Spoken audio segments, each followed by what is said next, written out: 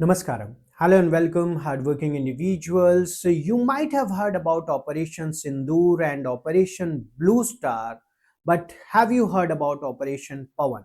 Well, you should because there were more than 1,000 Indian soldiers killed in that operation. To be precise, 1,171 soldiers killed, 3,500 were seriously injured. But the biggest question here is why they were not recognized for 38 years. Yes, they are finally being recognized in the year 2025. What was this operation and why did we have to lose so many of our Indian soldiers? We're going to talk about it, and it was also related with Rajiv Gandhi's assassination. But before we go into the details of it, if you are preparing for TSPSC Group 1 or for TSPSC Group 2, or you want to build the foundation with TGPSC Group 1 and Group 2 together, also if you are preparing for UPSC CSE guys, right now we are running the live batches and you can get good discount if you join as early as possible. For joining, you can call on the numbers given below and get more details related to it. So let's get started with it, and let's talk about the background and the context of this Operation Pawan. So the Sri Lankan Civil War erupted in 1983 between the minority Tamil population that were there and the majority Sinhalese community that were originally from Sri Lanka, and this Tamil population obviously were from the southern states of India, especially the Tamil Nadu. The Liberation Tiger of Tamil Elam, remember this name, LTTE. Now this was the outfit that was doing all the issues that was there, also known as Tamil Tigers, emerged as a leading rebel faction seeking to establish a separate Tamil homeland in northern and eastern Sri Lanka. Now high civilian casualties were resulted, and there were these clashes between the Sri Lankan military and between the LTTE. Now India had to intervene because it was thought that India was supporting the Liberation Tiger of Tamil Elam because they were of Indian origin.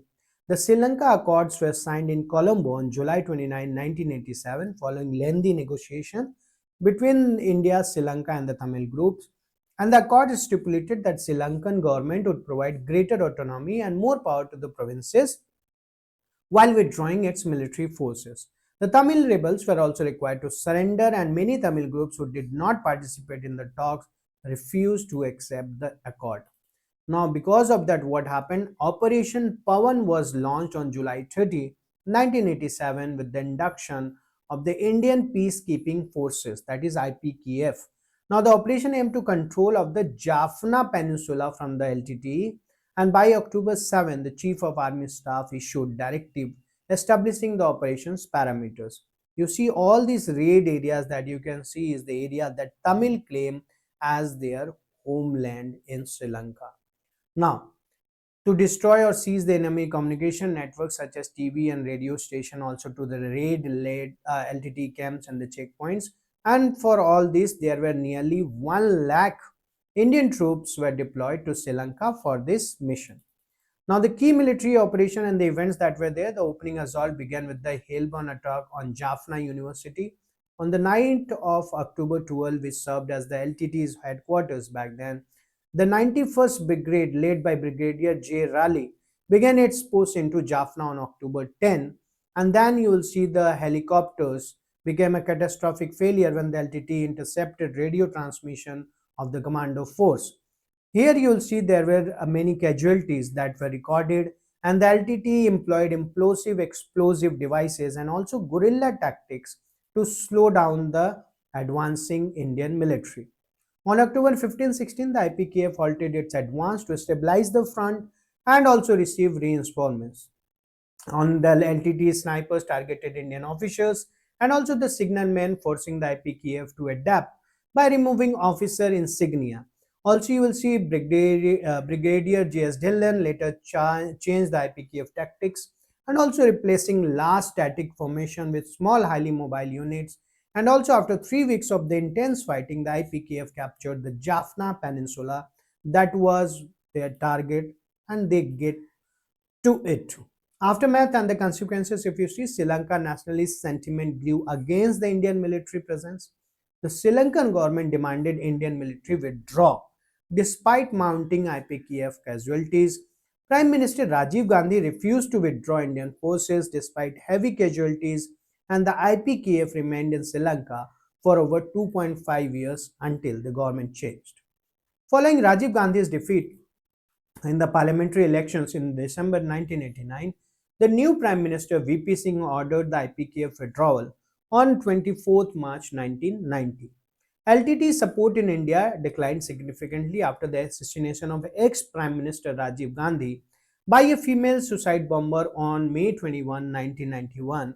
And this is the big that you can see, and it is seen to be directly related with the LTTE and the Operation Pawan that was launched by Rajiv Gandhi in Sri Lanka. Now, India subsequently became an outside observer of the conflict, and the Sri Lankan civil war continued until May 18, 2009, when the Tamil Tigers finally surrendered to the government forces. Now, the casualty and the recognition that is very much should be remembered. So, you see, Major Ramaswamy Parameswaran, he was awarded the Parambir Chakra. At that time, there were 1171, that is 1171 Indian soldiers martyred, 3500 Indian soldiers injured. Many families never received the remains of their loved ones due to intensity of fighting. For decades, veterans and families sought formal official recognition, but nothing was there. But Major Parameswaran led a decisive counter assault during an ambush. We have seen that he has got the Parambir Chakra for that. For the first time, the Indian Army held an official remembrance ceremony on November 25, 2025, 38 years after the operation's conclusion, with Chief of Army Staff General Upendra Dwivedi laying wreaths at the National War Memorial. To remind you, this War Memorial of IPKF is already there in Colombo. So, if you have understood this, you will be very easily answering this question. So, the question is, Operation Pawan, often seen in news, is best described as what? See the question very nicely and then try to answer it. But try also to answer in the comment why it took 38 years to recognize those brave soldiers of India who gave their life for India. Well, the answer is here, and also the explanation. You can pause and see it. But before you go, if you're preparing for UPSC, TGPSC, APPSC, for one-on-one live mentorship with Deepika ma'am and also with the other educators, you can join our mentorship batch.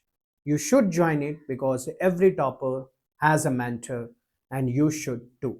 Well, if you liked it, please like and subscribe so that we can meet again. And keep working hard today or tomorrow. You will be successful. Namaskar.